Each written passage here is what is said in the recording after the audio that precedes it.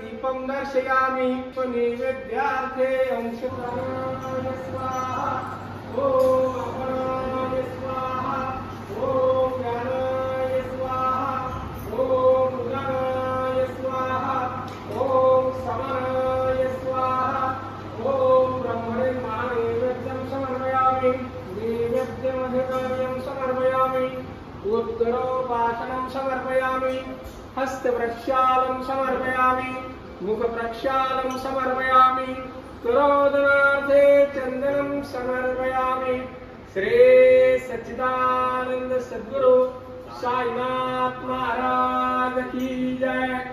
जा जा स्थळी है मनदाय माझे त्या त्या स्थळी है निज रूप तुझे मी ठेवितो मस्तक ज्या ठिकाणी तेथे तुझे सद्गुरु पाय दोन्ही।